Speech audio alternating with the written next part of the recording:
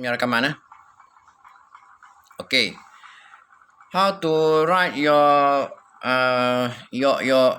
proposal. Okay. This is a hands-on lecture lah, how to write your proposal. Okay. Remember, in proposal we have 3 chapters basically. Okay, one is literature review. Okay. One is introduction, 2 is literature review, and 3 is research methodology. That's a basic thing that you have to prepare. Okay. Okay. What is the content of introduction? Okay. Introduction is is the beginning of your writing about your topic. Okay. In this introduction, okay, what you have to stress is on the problem or issues. You remember, problem or issues. Okay. Issues is issue lah, only one issue. You have to choose only one issue. Satu issue that is enough for you to define the problem. Okay. Okay. How you going to convince people about this problem? Okay. You have to support your introduction with the data and statistik. Nampak bunyi lain pula. Kalau dah rakam bunyi lain pula. You kena ada statistik punya data yang menerangkan bahawa benda tu hot. Okay. Data statistik ni yang menunjukkan trend semakin meningkat. Okay. Jangan tunjuk data yang makin menurun. Okay. Kalau data tu, isu tu, problem semakin menurun, dia bukan hot. Dia masih terkawal. Ya. Jadi kalau data tu dah keadaan meningkat, maknanya berlaku satu situasi yang sangat memerlukan penyelesaian. We need the solution. Okay. Contoh, produktiviti menurun disebabkan pandemik. Okay. Produktiviti dalam istilah yang besar, company productivity. Tapi kalau penjual nasi lemak di pesisiran kediaman, contoh, juga menurun produktivitinya, jualannya menurun. Okay. Ini apakah fenomena yang menyebabkan berlakunya penurunan? Tentulah mungkin pandemik. Iaitu rakyat dikurung di rumah. Tak boleh keluar beli makanan. Jadi apakah punca dia? Pelanggan tidak boleh keluar rumah. Itu punca dia. Okay. Apa kesan dia? Produktiviti penjualan nasi lemak menurun. Ataupun makcik nak menjual nasi lemak, hilang pendapatan. Nampak beza antara IV dan DV. Okey. Jadi dalam introduction ni, you cerita pasal apa? Cerita pasal data yang menunjukkan penurunan jualan. Data menunjukkan peningkatan pengangguran, contoh. Data menunjukkan meningkatnya absenteeism. Okey. Belajar penting kerana BDPR. Ya, pelajar buka komputer tapi tak belajar. Dia main game. Ini fenomena yang berlaku ketika pandemik.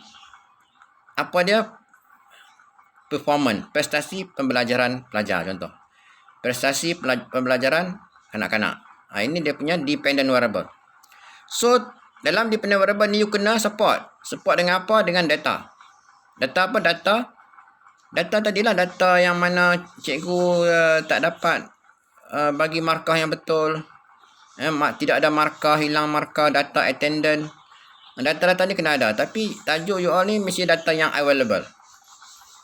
Okay, data yang available yang boleh support dan boleh you present isu ni dalam bentuk tulisan. Okay, ni introduction. Okay. Jadi bagi atas introduction tu, cerita pasal benda ni. Turun bawah sikit. Ada seperenggan besar dekat introduction tu. Turun bawah sikit, you ada dia punya rentetan punca pada masalah. Okay. Masalah di atas might caused by several variable such as low monitoring by parent. Parent kurang mengawal kanak-kanak pelajar sekolah. Yang kedua, due to the attitude of the student and nakal. Jadi awareness toward the importance of study, contoh. Awareness toward the importance of education. So, you dah senaraikan beberapa faktor penyebab pada problem tu. Nampak? Bila you nak senaraikan penyebab-penyebab tu, you kena justify jugalah. Siapa kata? Ramasamy kata. Ramasamy in 2018 in their study found that the attitude of the student is become one of the contribution can contribute toward the student performance. Nampak siapa kata? Ramasamy. You dah highlight dah siapa kata dekat 1.0. Tadi yang kita kira sampai 12 orang tu dekat mana? Dekat interaction juga. Tu dekat problem statement Betul? Dekat interaction. Tadi kat tu dekat problem statement tau, jangan salah. Dekat 1.0 pun ada juga cerita, tapi tak ramai lah, mungkin seorang dua seorang je kot. Kan? Dekat introduction tu cerita juga punca dan seorang pun cukup. Ya. Okey, faktor kesedaran seorang kata. You buat cerita panjang-panjang lah, tapi you selit-selit lah story dia. Jangan direct to the point. Okey, lepas cerita pasal isu tu, support dengan graf-graf yang menunjukkan trend-trend peningkatan. Kemudian highlight juga apakah punca-punca pada masalah. Kemungkinan this problem happen might do possibly. Ataupun kalau you tak dapat literature yang support justification, you cakap possibly. Mungkin disebabkan oleh, kemungkinan besar disebabkan oleh kurang kesedaran, kurang guidance daripada parent, kurang sikap. You buat macam tu. Tapi introduction ni kena panjang jugalah sebenarnya. Ya. Sebab tu masa you cerita definisi problem tu, you kena ambil juga beberapa definisi daripada orang-orang. Daripada author-author. Apa maksud problem tu? Kan? Beberapa definition. You benda peringkat awal ni just cut and paste je. Cut and paste definisi pertama, cut and paste, cut satu perenggan. Jadi banyak. Okey, ni peringkat pertama ni you belum touch up lagi, you belum tukar restructure ayat dia lagi. Tak apa, banyak tak apa, biar banyak. Jadi nampak dia punya konsekuensi tu dekat introduction tu. Okey, isu dia, kemudian definisi isu tu, tunjukkan data-data, tunjukkan graf, tunjukkan statistik. Okey, kemudian banyak satu muka surat, dua muka surat kedua baru cerita apakah kemungkinan punca-punca dia. Okey, masuk. Kau dapat lagi banyak lagi bagus. Okey, dua muka surat contoh. Introduction. Okey. Dapat pasal introduction dapat Boleh. Dekat ni okey Alright. Turun kepada 1.2. Apa dia? Problem statement. Okey, you ulang format yang sama juga. Dia punya idea macam ni tau, macam V tau V. Tengok tangan saya. Macam V Daripada broader kepada narrow, pak punca apa? Cerita sini. Kan? Cerita definisi dia, kemudian ada gerak-gerak statistik semua. Zap, tutup. The research will look at and study the possibility influence of 1 to 3 pula of awareness, attitude, and low monitoring by parent as one of the among the factors that contribute to the student performance. Kalau productivity pun sama juga, tutup ending tu. Dah tutup dah ending dia. Okey, kemudian masuk 1.2. Okey, 1.2. 1.2 problem statement. Sama juga, saya dah ulang tadi Dah sakit rangkung dah cerita. 1.2 ingat apa orang tadi 12 orang. 12 orang punya citation. Citation atas tadi, yang introduction tu boleh ambil balik tak? Boleh tak Syikin? Boleh ambil balik, tak apa. Ulang 3 kali tak apa. Ulang balik. Tapi guna ayat lain lah pula. Bagaimana dikaji oleh Ramasamy. Tu ayat dia ubah sikit. Kan? Atas tu mungkin buat Ramasamy kurungan tahun. Bawah ni cerita pasal Ramasamy pula. Kajian dibuat oleh Ramasamy mendapati bahawa faktor sikap telah beri kesan kepada prestasi pelajar.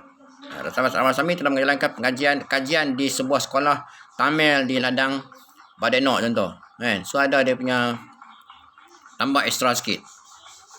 Okey. So 12 reference untuk problem statement. Saya ulang balik problem statement 1.2. Perenggan atas cerita balik pada isu, pasal isu. Okey. Perenggan kedua cerita pasal sebelum tutup isu perenggan pertama tu cerita. Ya. Banyak faktor yang boleh mendorong menyumbang kepada productivity. Seperti attitude, awareness, motivation. Okey. Masuk perenggan seterusnya cerita pasal motivation. Okey, bila cerita pasal motivation, apa yang cerita dulu?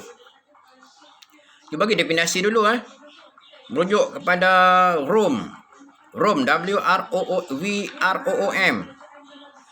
Motivasi bermaksud kecenderungan seseorang untuk melakukan satu kerja. Tambah lagi satu reference lagi. Pasal definisi motivation. Itu motivation punya definisi. Belum lagi tengok kajian lepas tentang motivasi. Betul tak? Yang saya kata 3 tu ialah daripada kajian lepas. Dah tambah tu lagi dah jadi 4 pula. Dah ulang balik jadi kau tambah lagi. Ya. Definisi pun kena bagi definition juga. Motivation pun kena bagi definisi juga. 3 orang kata motivation mempengaruhi productivity. Lompat perenggan seterusnya. Attitude. Bagi masuk attitude.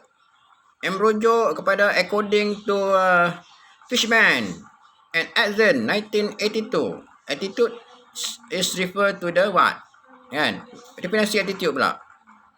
Previous research has confirmed that attitude play important role in adopting behavior. Kan? 3 orang punya kajian lagi kata macam mana attitude dia mengaruhi sikap seseorang dan tindakan. Kan? Dah ada 3 orang. Masuk perenggan seterusnya. Ya, Awati ada soalan?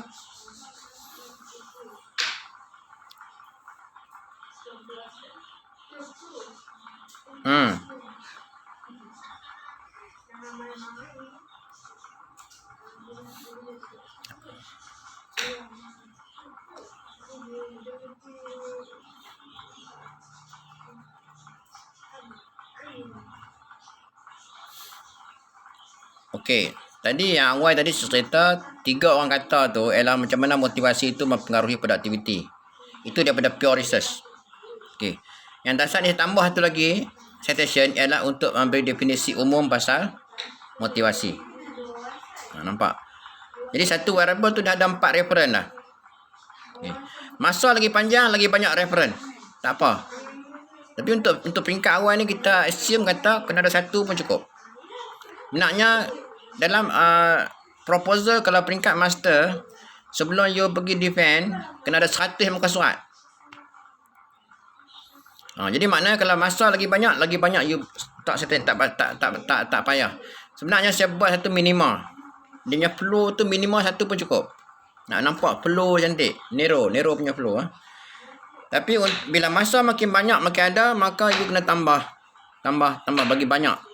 Katalah KPI benchmark untuk master by research 100 muka surat proposal. Jadi kita pegang yang tu. Ya. Jadi you boleh tambah banyak tak kisah. Okay, mesti ada. Yang penting flow dia mesti ada definisi. Kemudian siapa kata dia mengaruhi productivity? 3 orang kata. Sebenarnya lebih pun tak apa. Okay, cuma kita buat plan of action kita dulu. Kita buat 3 orang dulu. Okay. Alright, lepas problem statement kita andaikan. Okay, di ujung-ujung problem statement tu kita kena conclude. Therefore, the above literature have a long discussion about the influence of motivation, attitude, and awareness towards productivity. Therefore, this research going to investigate the influence of attitude, motivation, and awareness towards productivity among the factory workers in Prai. Contoh. So you specialize kan, or among the government staff in local municipal of Seberang Prai. Ini you sebut. Jadi nampak tak dia punya flow? Ya, daripada statement tu, daripada general view of issue, siapa kata definisi kata, masuk pada motivation, masuk dia apa dia, siapa kata motivation penting dalam productivity, masuk perenggan ketiga attitude, apa masuk attitude, kemudian siapa kata pula Attitude yang pengaruhi produktiviti. Masuk perenggan 4, awareness. Apa maksud awareness? Siapa kata awareness penting dalam produktiviti? Perenggan kelima, tutup terus. Berdasarkan hujah-hujah saya di atas, dengan ini kajian ini akan menumpukan membuat kajian tentang menyiasat adakah attitude, motivation dan awareness ini akan mempengaruhi produktiviti di kalangan pekerja-pekerja kilang Intel, Kulim, Sdn Bhd. Contoh. Ataupun nak buat umum di kalangan pekerja-pekerja kilang di kawasan high-tech Kulim. Ataupun secara umum membuat kajian terhadap pekerja-pekerja kilang di kawasan bayar lepas. Full stop. Jangan spesifik kilang, nanti payah. Sebab bukan semua data boleh ambil kilang tu, mungkin campur-campur kilang. Kilangnya. Yes, soalan.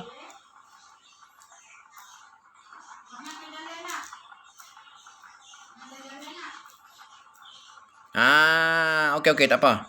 Kalau sebut pekerja-pekerja kilang di Pulau Pinang pun okey. Okey jangan tak ambil orang Kedah lah. Tapi sebenarnya bila edit questionnaire, jangan ini tak boleh rahsia lah. Kalau mana-mana apa boleh pergi, tapi tajuk tu kena cantik lah. Kan? Kalau tiba-tiba tak cukup pula, kan? Pergi kat Menaga pula ke, pergi kat sekolah muda pula kan. Tak kisahlah. Tapi tajuk Pulau Pinang okey. Okey. Tapi tajuk paling hot ialah pandemic study. Sekarang ni. Kalau jenis-jenis nak terima yang tu. Bukan post pandemic sebab post pandemic belum berlaku. Masih pandemic lagi.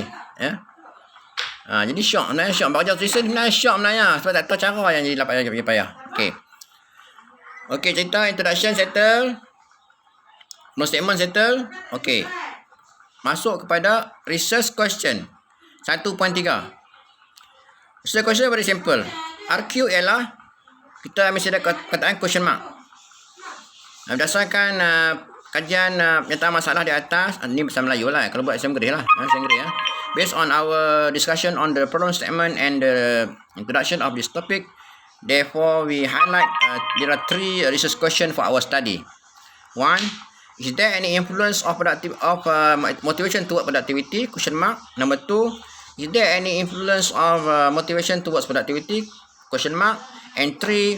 Is there any influence of awareness toward productivity? Question mark. Okay. 1.3. 1.4. Research objective. 1.4 research objective. Okay. Sama dengan research question, sama nombor, cuma buang question mark saja.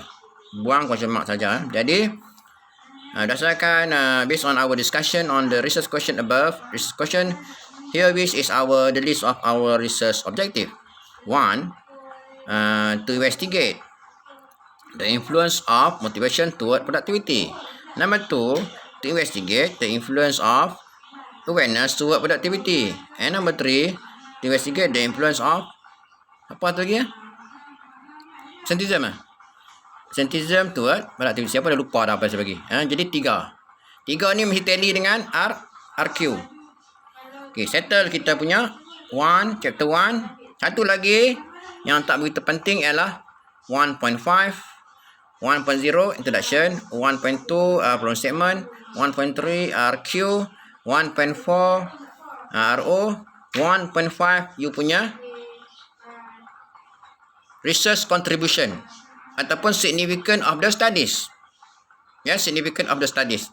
Significance of study ni cerita baliklah macam mana you punya research study ni boleh bantu menambahkan teori-teori baru tentang research. Bantu syarikat-syarikat dalam membuat keputusan, macam mana meningkatkan motivasi. Kerana motivasi dia pasti telah beri kesan kepada produktiviti, maka macam mana syarikat-syarikat manager harus memikirkan bagaimana untuk meningkatkan motivasi. Contoh. Yang tinggal jadi kita lihat bagaimana meningkatkan kesedaran dan mengurangkan absenteeism di kalangan pekerja. Nampak ini semua significant of study So settle chapter writing chapter 1. Okay?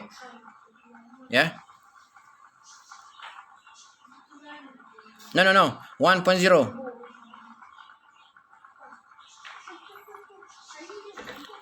Problem statement. Okay.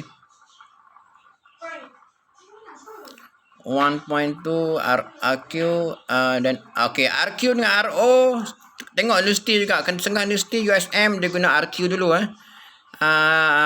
UUM RO dulu. Tapi tak kisahlah ni. Tak kisah mana dulu pun tak apa. Tak kisah janji ada dua. Okey.